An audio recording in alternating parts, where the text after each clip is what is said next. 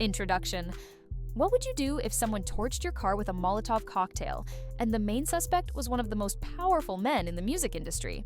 That's not a hypothetical for Kid Cudi. It's reality. In the middle of one of the most bombshell trials in celebrity history, Cudi's testimony delivered a jolt that flipped the spotlight onto something darker than anyone anticipated. And the ripple effects, they're shaking the foundations of the entertainment world. But this isn't just about property damage or celebrity feuds. This is a story about fear, silence, and the hidden power games that go unnoticed until someone brave enough stands up and speaks. So, how did Kid Cudi, Cassie Ventura, and Diddy become entangled in one of the most controversial celebrity sagas of the decade? Let's break it down. 1. The day Cudi took the stand. The courtroom was tense, all eyes were on the door, and then he walked in like something out of a noir film. Black leather jacket, cigarette between his lips, eyes sharp with purpose. Kid Cudi wasn't there to promote an album. He was there to deliver the truth, and the truth had teeth. Under oath, he dropped the bombshell. Back in early 2012, his Porsche 911, parked in his Hollywood Hills driveway, had been firebombed. He received the call from his dog sitter. Something was wrong. By the time Cudi arrived, the car was engulfed in flames. A Molotov cocktail, a shattered glass bottle filled with accelerant, had blown through the roof and torched the interior. His reaction on the stand? Just one raw expression. What the f? The judge let it slide. The courtroom leaned in. This wasn't a typical celebrity dispute. 2. A relationship that ignited jealousy. To understand the explosion, you have to rewind to 2011. Cassie Ventura, singer, model, and then Diddy's on-again, off-again partner, had temporarily split from him. During that time, she quietly started seeing Kid Cudi. It wasn't long-term, it wasn't public, but when Diddy found out, it triggered something deep. Cassie testified that Diddy flew into a jealous rage. He threatened her. He threatened Cudi. Cudi arranged a meeting with Cassie and Diddy at the Soho House in LA shortly after the incident. He described Diddy standing with his hands behind his back, calm and cold, like a Marvel supervillain. When Cudi confronted him about the firebombing, Diddy said, "I don't know what you're talking about." Cudi didn't push further, but the suspicion never left. 3. The Porsche goes up in flames. There were no warnings, no threats left in the open. Just a fire that turned a luxury vehicle into a skeleton. No security footage, no witnesses, just the aftermath. Flames, shattered glass, and a charred frame. And one piece of chilling testimony, Cassie claimed that Diddy had once explicitly threatened to blow up Cudi's car. At the time, people dismissed it.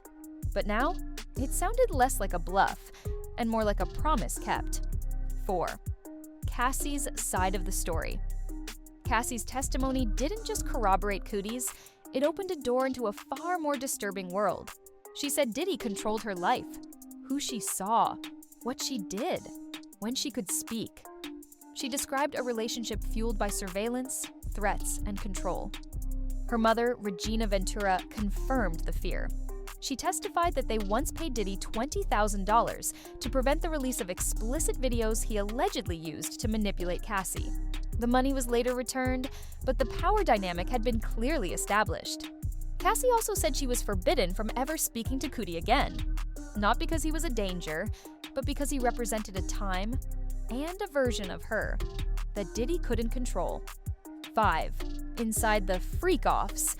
If that wasn't disturbing enough, Cassie's testimony got even darker.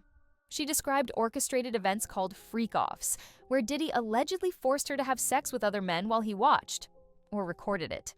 These weren't parties. These were acts of control. She claimed Diddy provided drugs, ecstasy, cocaine to break down her resistance, and he held the footage over her head. Diddy's lawyers argue everything was consensual, but Cassie made it clear consent under coercion isn't consent. 6. More witnesses.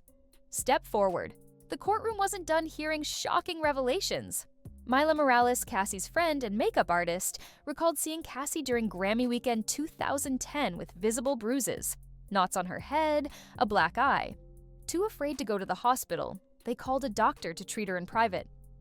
"We were always scared of Puff," she said. "He had power, and people were afraid to cross him."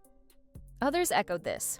Former Danity Kane member Dawn Richard testified to witnessing Diddy assault Cassie with a frying pan.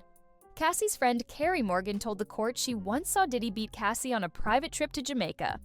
Former assistant David James said Cassie often said she couldn't leave Diddy because he controlled her money, her image, her life.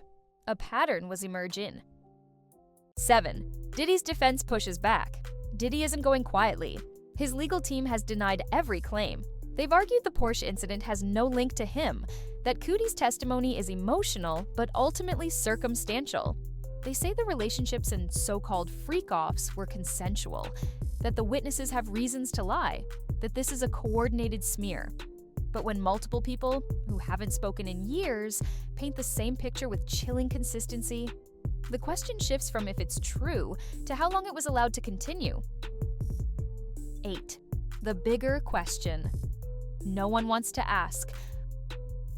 What happens when the man everyone fears is also the man everyone protects? This case isn't just about Diddy, it's about the structure around him.